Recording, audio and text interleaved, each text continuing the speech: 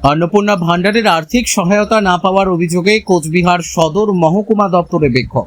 अन्नपूर्णा भांडार प्रकल्पेर आर्थिक सहायता ना पाওয়ার অভিযোগ তুলে কোচবিহার সদর মহকুমা দপ্তরের সামনে বিক্ষোভ দেখালেন একদল সাধারণ মানুষ।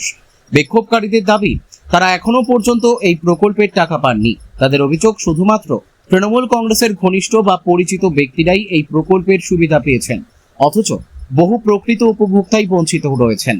এই অভিযোগের প্রতিবাদে এদিন তারা সদর মহকুমা দপ্তরে বিক্ষোভ প্রদর্শন করেন এবং প্রশাসনের কাছে বিষয়টি খতিয়ে দেখে সকল যোগ্য উপভোক্তার হাতে দ্রুত আর্থিক সহায়তা পৌঁছে দেওয়ার দাবি জানান।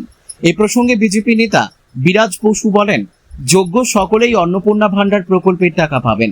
সাধারণ মানুষের উদ্বিগ্ন হওয়ার কোনো কারণ নেই।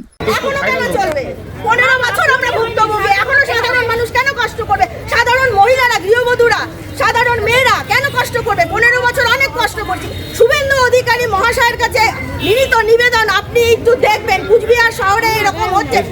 এসডি অফিসে না পৌরসভায় বেশি করে হচ্ছে, তৃণমূলের লোকজনরা বসে থেকে তারা কাজ করছে। এসব এক মাস আগে 4 তারিখ, অর্থাৎ আমাদের যেটা মুখ্যমন্ত্রী শুভেন্দু অধিকারী আমাদেরকে জানিয়েছিলেন যে সমস্ত যারা আমরা খেটে খাওয়া মানুষ আর কি, যারা আমরা আছি, আমরা যারা সাধারণ মানে গৃহবধূ মহিলা, তারা আমরা ন্যায্য 3000 টাকা করে অন্নপূর্ণা ভান্ডার পাবো।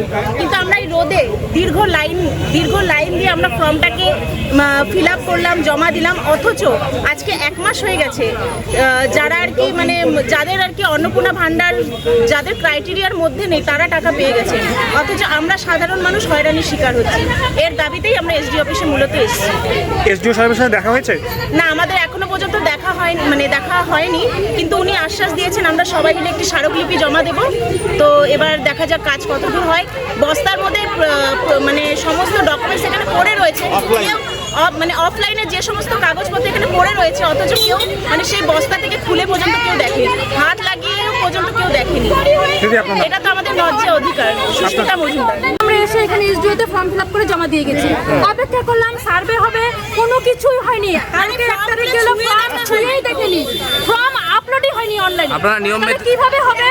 তারপর দেখছে যে যারা পেনশন পাচ্ছে, যারা চাকরি করছে, যাদের বাড়িতে 4 চাকা গাড়ি, এসিতে ঘুমিয়ে আছে, তারা পাচ্ছে, আমরা নাই। কেন পাচ্ছেন না? সাধারণ মানুষ নাই। কেন পাচ্ছেন? আমাদের ফর্ম তো আপলোডই হয়নি, পাবো কোথা থেকে? এটা আপনারা কিভাবে জানতে পারবেন? আমরা তো অনলাইনে আধার কার্ড দিয়ে করে ওটিপি পেয়েছি, তারপরে দেখলাম যে ফর্ম আপলোডই হয়নি। কালকে আমরা সন্ধ্যার সময় অনলাইনে গিয়ে ফর্ম অনলাইনে করে আসছি। আজকে এখানে কি করলেন, মানে কাকে জানালেন? জিজ্ঞাসা করতে কাউকে তো বলতে হবে যে আমরা কেন পাচ্ছি না।